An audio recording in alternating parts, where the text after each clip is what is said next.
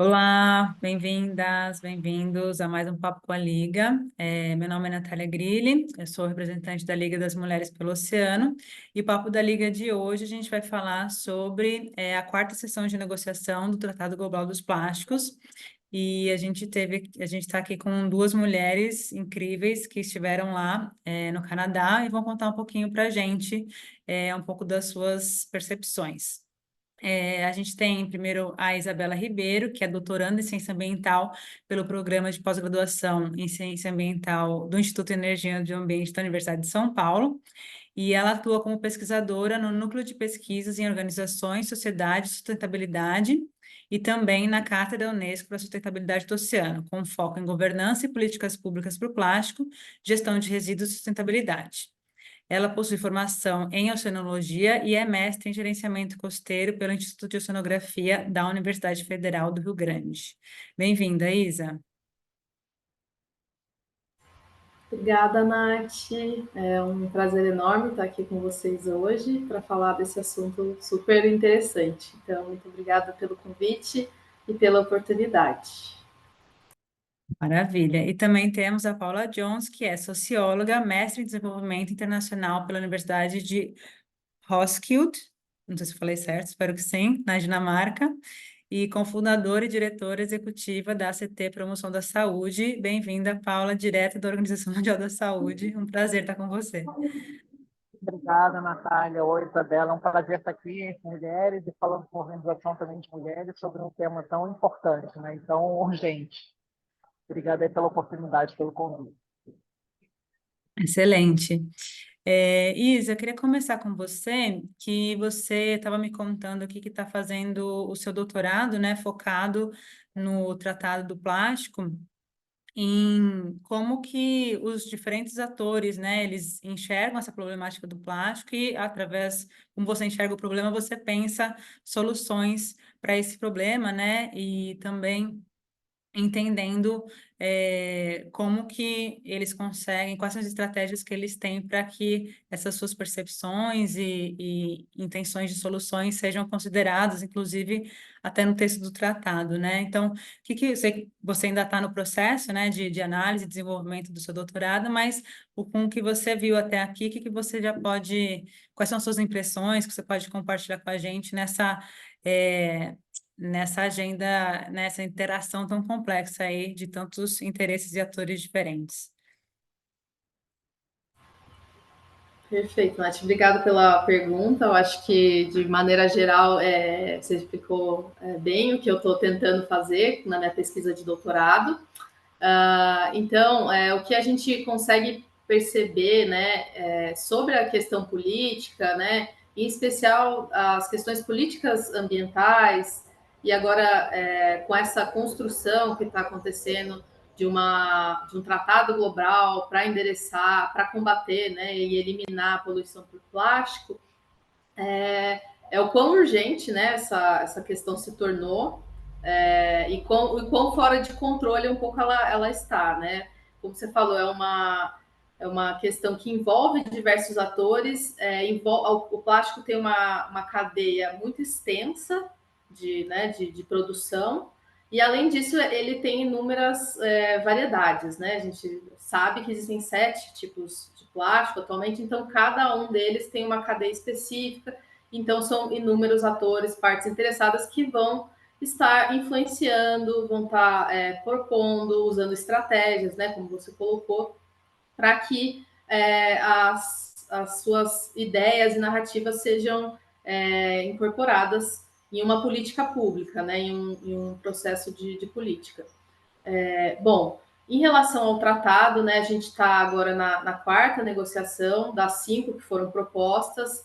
É, a gente tem uma sensação de que há sim alguns entraves relacionados sempre, né, com aquele argumento da questão econômica, do quão impactante será, né, uma política de redução, de banimento, e quais os reflexos disso em diferentes contextos, né, considerando que o plástico no sul global ele tem uma importância, no norte global ele tem outra, são diferentes contextos políticos, geográficos, enfim. E a gente nota, né, ao longo dessas 4 negociações, essa narrativa da questão econômica como um foco, né? Enquanto as questões sociais e ambientais a gente sentiu que elas estão sendo um pouco são importantes, são colocadas, mas às vezes não tanto quanto a questão econômica, né? E assim, quando a gente olha para o que se tem de política pública do plástico até hoje, em diferentes níveis, a gente já foi tentando, em outros arranjos, né, governamentais, endereçar esse problema. E só que o grande problema ali é que eles sempre vão focar na questão da gestão de resíduos, na questão do descarte, né? Como a gente vai eliminar o plástico do oceano, do meio ambiente. E aí a gente fica meio que enxugando gelo, né? Que o pessoal usa bastante essa metáfora. Né? E é isso, a gente fica enxugando gelo, porque enquanto a gente não pensar lá no início, nos elos iniciais da cadeia, pensar a extração desse material, que é de origem fóssil, né? Tem uma relação muito próxima com as questões das mudanças climáticas, e também enquanto a gente não pensar a produção desse material, então para que ele está sendo produzido, pensar na circularidade desse material, sempre considerando a hierarquia ali, né? Então, levando em consideração que esse material, ao ser produzido, né, ao ser desenhado, ele precisa ser reutilizado, ser reusado, ser reparado e, por fim, reciclado, a gente não vai conseguir conter o avanço da poluição. Né? Hoje a gente sabe que a produção ela cresce exponencialmente a cada ano, a nossa dependência e conveniência do plástico ela está no nosso dia a dia. Então, enquanto a gente não pensar, falar desses aspectos, e é o que está acontecendo nas políticas públicas hoje em dia, vai ser difícil a gente conseguir dar conta desse problema, né? Então, basicamente isso assim que a gente tem observado, e o tratado ele se propõe exatamente, né, uma maneira diferente de olhar o problema, né, olhar ele em todo o seu ciclo, né, em toda a sua cadeia.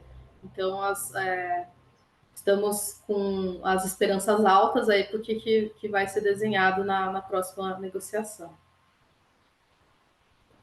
Obrigada, Isa. Uma coisa que, puxando o gancho de uma coisa que você falou, né, que às vezes a área mais social da poluição por plástica não é tão enfatizada.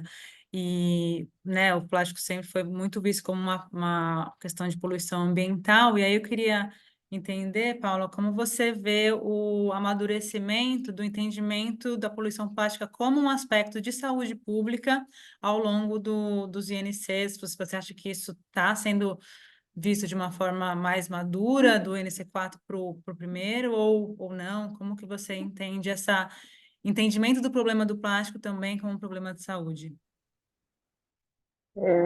Bom, olhando especificamente, a gente já sabe, assim, em termos de cobertura na imprensa, eu acho que a gente avançou desde que quando começaram as negociações para cá. Então, em termos de conscientização, assim, em geral, eu acho que houve um crescimento, mas eu acho que esse crescimento da consciência sobre os impactos da poluição plástica na saúde humana e planetária é, ele não se reflete na composição das delegações que vão para as negociações. Né? Então, assim, eu não tenho certeza do número correto, mas o que eu vi entre 4 e 10 delegações só que tem representação da saúde. Né? Muito pouco, porque um tratado dessa natureza, que é claramente um tratado ambiental, mas com um elemento forte de impacto na saúde, ele deveria estar sendo liderado por essas duas áreas. Mas o que a gente vê acontecendo na negociação, a liderança parte muito mais do elemento que a Isabela trouxe anteriormente, que são das questões econômicas, né? Não, precisa de ter transição e, nossa, vai ser uma tragédia. No campo da saúde, a gente costuma dizer, quando você traz esse argumento econômico, é porque você já perdeu no argumento do mérito, né? Então, a discussão de mérito, eu acho que ela tá ganha, né, entre aspas, para o lado da saúde. Eu acho que as evidências tendem a aumentar, embora o cenário, eu acho que o cenário global ele não é fácil. eu acho que o cenário global de negociações multilaterais ele está muito mais difícil hoje do que, por exemplo, né, o caso que eu melhor conheço é o caso da Convenção Quadro do Controle do Tabaco, né, o primeiro tratado global de saúde pública negociado sob o auspício da OMS, entrou em vigor 20 anos atrás, né, 21 anos atrás, para ser mais exata. O cenário multilateral hoje, eu não sei se a gente seria capaz de atingir o que a gente atingiu lá.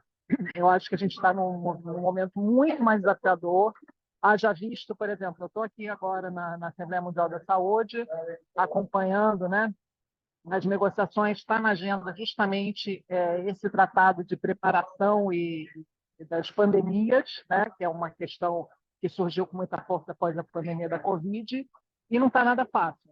Não sei nem se vai chegar num acordo, né? Então, isso para dizer que eu, assim, tenho um otimismo em relação a ver alguma evolução nos debates lá no espaço da NC4, mas eu acho que falta muito pouco tempo para a gente conseguir avançar nesse amadurecimento que é muito necessário de você conseguir chegar minimamente a privilegiar a questão da saúde e a questão ambiental no corpo desse tratado. Eu acho que a presença da indústria ela é muito pervasiva em todos os espaços, não tem nenhum mecanismo de controle. Acho que parar por aqui para mim. Perfeito, Paula, obrigada. E, Isa, ainda na questão de inclusão de outros atores na discussão do tratado, durante o NC4, a gente viu que diversas organizações da sociedade civil brasileira que estavam lá entregaram um manifesto, né, da sociedade civil e da academia para a delegação brasileira com alguns pontos, importantes, né, que foram articulados pelas organizações antes da negociação. Você pode falar um pouquinho mais como foi a construção desse manifesto e quais são os pontos mais importantes que ele traz? Sim, com certeza. Então, como a Nath falou, né, na última negociação, a sociedade civil, né, juntamente com cientistas, a gente teve a oportunidade de entregar esse manifesto que a gente está chamando de Manifesto da Sociedade Civil e Cientistas para um Tratado Global Efetivo contra a Poluição Plástica, que a gente teve a oportunidade de entregar para a Maria Angélica, né, que é chefe da delegação lá brasileira, que estava presente em Ottawa. Mas é importante a gente contar, como você falou, um contexto, né, do que como que a gente começou a desenhar esse manifesto, esse texto. Eu acho que foi muito com o fim lá do INC3, né, no Quênia, que a gente saiu, todos nós da sociedade, né, representantes aqui, cientistas da sociedade civil, um pouco, né, não sei bem a palavra, um pouco decepcionados, talvez, né, com o andamento das negociações. Eu acho que o INC3 deixou muito a desejar, né? E aí a gente sentiu essa necessidade de se unir e também de pressionar mais, principalmente, né, o governo brasileiro, que durante as negociações tem adotado um posicionamento bem moderador, né, moderado ali, e a gente queria ver mais, né, mais proposições, um posicionamento mais até progressista nessas questões ambientais, sociais. Então, a gente escreveu esse texto muito para qualificar esse debate, né? Levar para os tomadores de decisões as nossas demandas como sociedade e cientistas para que os interesses ambientais e sociais sejam levados em consideração, né? Tanto ou mais até que os interesses econômicos que estavam ali permeando as negociações. Então, a gente entregou esse manifesto, que hoje já foi assinado por 80, mais de 80 já, né? Acho que 81 organizações da sociedade civil e universidades. E dentro dele a gente colocou demandas muito claras, específicas da sociedade civil, né? Dessas pessoas, para que o Brasil adote, né, e faça valer as questões relacionadas às metas de redução para a produção de plástico virgem, né, para que a gente avance nas provisões de eliminar esses plásticos que são considerados problemáticos, evitáveis, desnecessários, né, os plásticos de uso único que não têm reciclabilidade nenhuma. Também a gente colocou algumas questões em relação à valorização e inclusão dos catadores, né? Que aqui especificamente no cenário brasileiro, os catadores têm um papel enorme na reciclagem de plástico e também para que o governo brasileiro evitasse as soluções inadequadas, né? Que são aquelas soluções que vão causar mais problemas ambientais e sociais do que endereçar, né, o problema. Então, como a incineração, né, enfim, a pirólise, reciclagem química, essas soluções que às vezes são postas como, né, a bala de prato, que vai salvar a gente da poluição, e no fim geram outros, né, problemas. Então, foi basicamente isso. Obrigada, Isa. Para quem tiver interesse em acessar ou até assinar o manifesto, vou deixar aqui na descrição do vídeo para vocês. Paula, voltando ali à questão que você comentou do Convenção Quadro para o Controle do Tabaco, ainda que a gente esteja hoje num momento, né, multilateral muito diferente, talvez um pouco menos favorável ao multilateralismo do que a gente estava naquela época, qual você acha que são os paralelos possíveis que a gente pode fazer entre esses dois tratados e no que o Tratado do Plástico poderia se inspirar no Tratado do Tabaco para poder ser mais eficiente, especialmente nessa questão aí da saúde ou dos controle de interesse, né, que você comentou ali também um pouco das indústrias, da participação das indústrias nos INCs. Não, obrigada. Eu acho esse tema fundamental, Nath, tanto para o Tratado do Plástico como para grandes outras questões de saúde pública, questões ambientais, né? Ou até trazendo um pouco aquele conceito de saúde única, né? Que a saúde ambiental ela está ligada à saúde humana, né? Não são coisas separadas.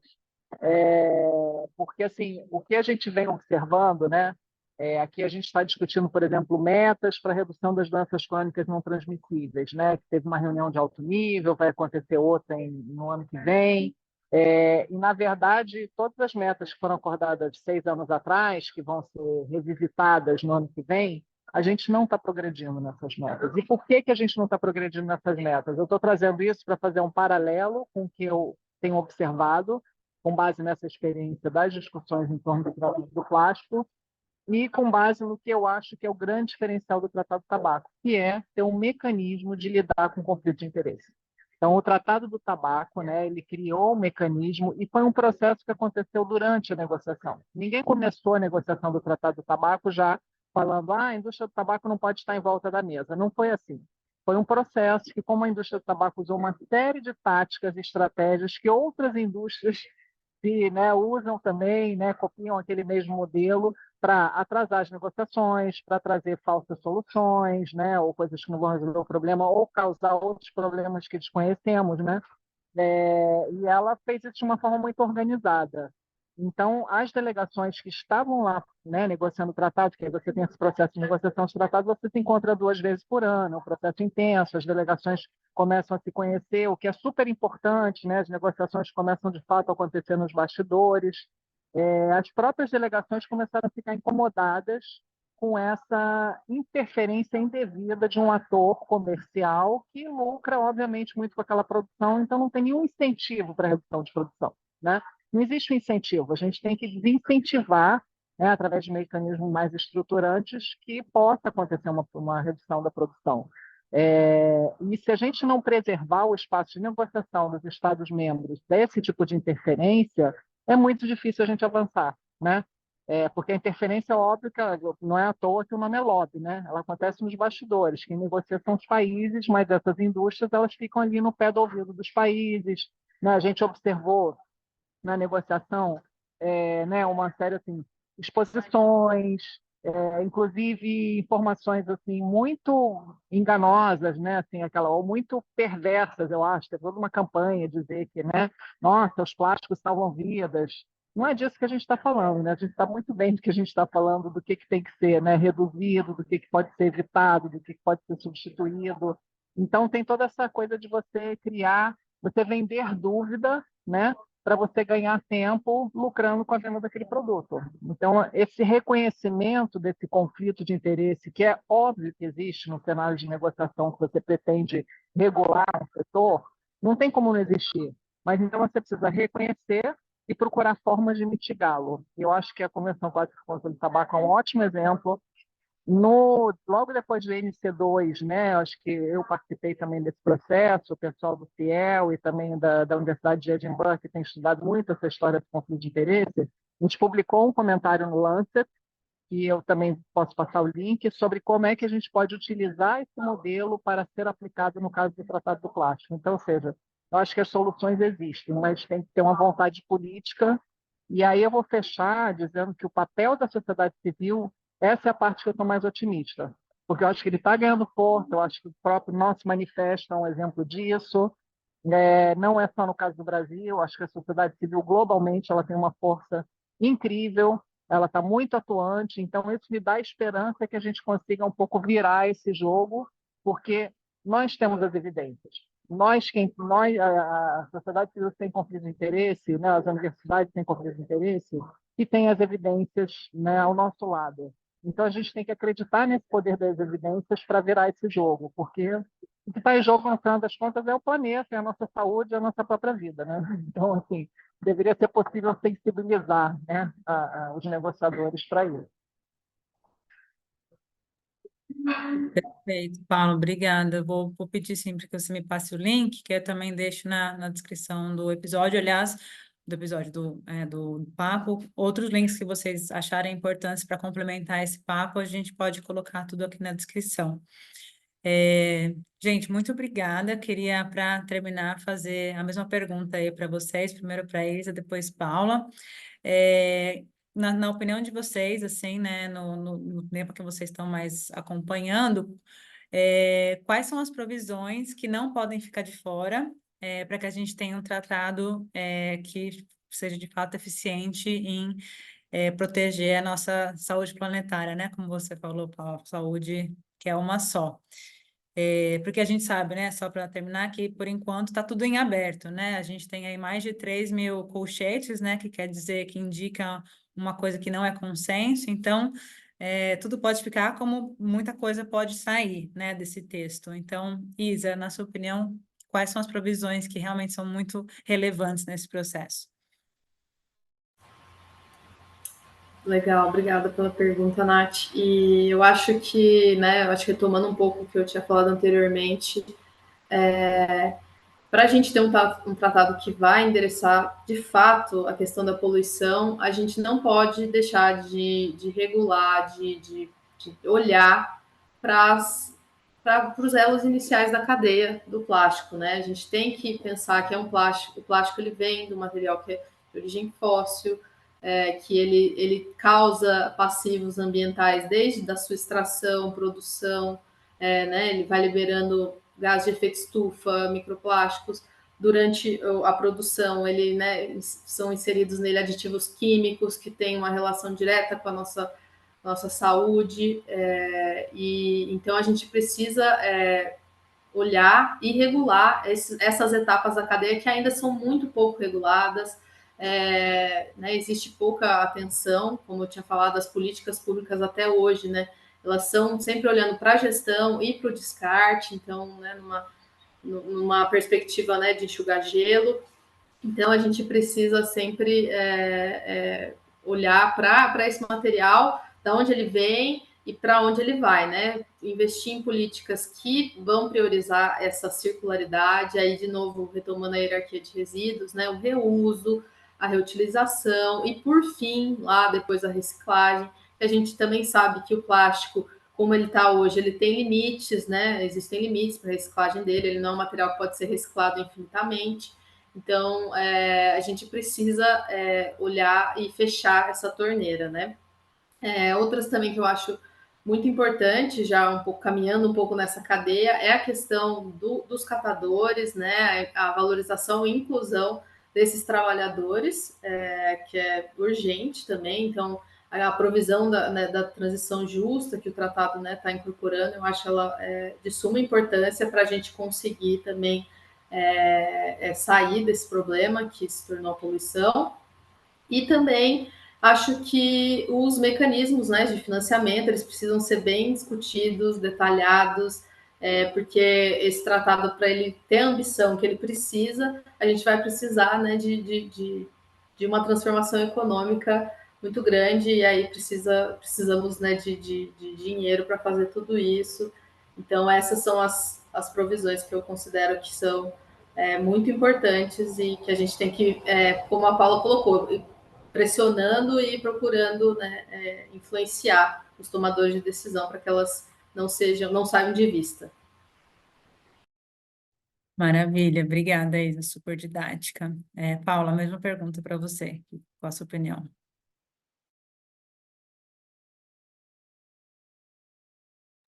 Oi. Não, tava, às vezes aqui é difícil tirar do mudo.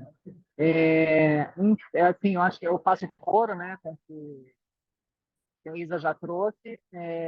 Destacaria, eu vou até acrescentar alguns pontos assim que eu acho assim para a gente chegar assim, o que seria o ideal de ver ali, né? Eu acho que é realmente metas claras de redução da produção, né, do plástico virgem. Eu diria que a proibição do plástico de uso único, né, aqueles plásticos problemáticos de uso único, deixar como exceção mesmo só exceção da exceção, né? Procurar formas de substituir. Aí um exemplo aí de plástico problemático de uso único é a guimba de cigarro, né, que também tem impacto na saúde sob outras perspectivas, que aquilo é só meio que para enganar, né, o fumante, achar que aquilo é um filtro, na verdade não filtra absolutamente nada.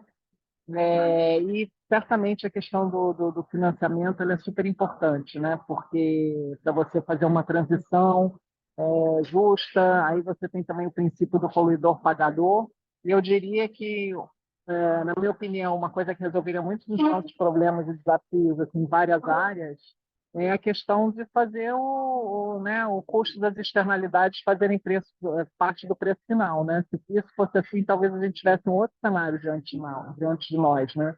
Porque o plástico, assim como tantos outros produtos nocivos à saúde, ele é artificialmente barato, né? Então, acho que a gente tem que colocar isso e definitivamente acabar com os subsídios dados, né, à produção de plástico, à construção de novas plantas, assim, a parte de subsídios, né, e mecanismos que a gente consiga chegar na tributação do plástico, né, no futuro, para você reduzir o incentivo ao seu consumo, ele é fundamental.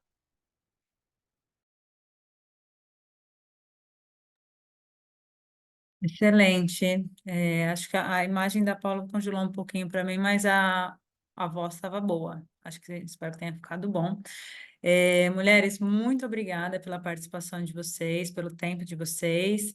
Isa, Paula, que conseguiu um tempinho aí no meio da conferência. Muito obrigada. Depois eu passei os links todos que a gente coloca na descrição para seguir as redes sociais da CT, do Nós, tudo a gente coloca ali para o pessoal conhecer mais ainda o trabalho maravilhoso que vocês fazem. Muito obrigada, viu? Obrigado, igualmente. Da configuração Muito aqui, obrigada. gente, perdão. Né? Sem problemas. Tchau, tchau, gente. Obrigadão, gente. Um Então prazer tá, participar obrigada, aqui do gente. Papo da Liga. Vai Obrigada, ter um Nath. evento, Obrigada, Paulo. obrigada. Vai ter um evento paralelo aqui amanhã sobre plástico. Mas pena que eu não vou conseguir participar, que é exatamente no mesmo horário de uma oficina que eu vou participar sobre saúde e combustível fóssil. Mesmo horário. Mas eu vou ver com a pessoa do OMS que está aqui acompanhando, depois pedir perguntar para ela o que aconteceu lá, né?